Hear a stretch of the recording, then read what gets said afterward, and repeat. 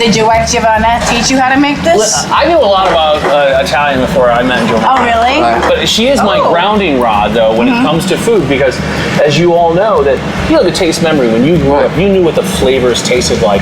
If you taste this is going to taste like home. It doesn't taste very refined because I don't want that. That's why I come here, man. And every time that I come here and I sit down, I'm like, all right, well, Mama, where are you? That makes me feel good. Well, you know, I'm actually from Queens, and my grandmother, my grandmother, well, I mean, we weren't Italian, but she had an Italian boyfriend that she wanted to impress. So she would make brajol, she'd go to the Avenue, get the fine meat.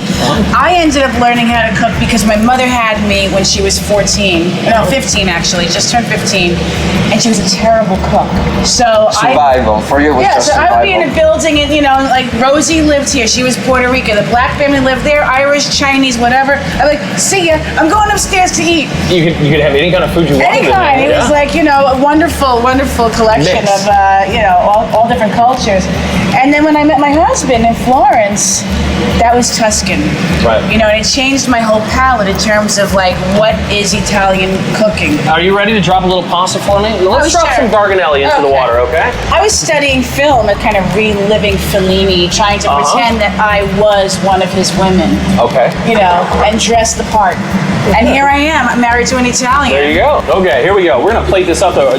So this is very, very simple. No parsley, nothing. You know, that's all. No parsley, I'm leaving. No, really? I'm kidding. Come on. Oh, that looks so good. So we'll plate these. Some veal marsala. Taste. Breakfast of Absolutely. the champions. I met my husband, I was traveling, and when you kissed me, when you kissed me, I had this electricity go through my body, and I literally, the door closed, and I was like... Like how long after that did you go out for a date? The next day. I was given the afternoon off. That's when we kissed on the Ponte Vecchio, and we kind of like sealed the deal. That was it. That was 13 years ago. Manja. That's good. So you had a calling to do Italian food? Yes, I had a calling. Are you Italian? I am not. I'm Norwegian.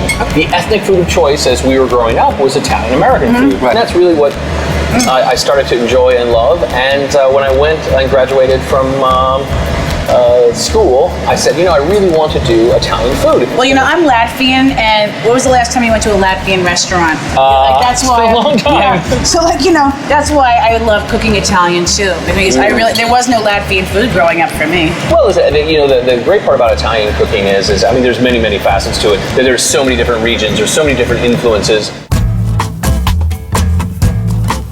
We always see people eating in Europe. When you travel to Italy, both men and women are eating pasta. Yeah. No problem. I love it because at least people are eating. Like, you're in LA and people are like, I'll have a little, you know, salad dressing on the side. And you're like, really? Come on. Live a little. I know, right? Like, you know, like, come on, I need some flesh on your bones. Smell that. Butter and sage, baby. This Look at how these are puffing up though with a little bit of butter. These are kids' favorite. Ravioli with butter and the sage. butter. Yeah. So, you know, yeah. Yum. I discovered this through my Tuscan husband. Ladies first. Right? Are they plump-ish? Yeah. Love that cheese, man. Wonderful. All these pastas are a labor of love. Cheers. Cheers. Nice to have you both. Oh, Likewise. thanks for having us. I remember like living with my mom, and by the time I was 15, I'm like, you know, I got to get out of here because I want to see the world. I want to eat all these foods. You know, you see, it's a melting pot in New York. Sure.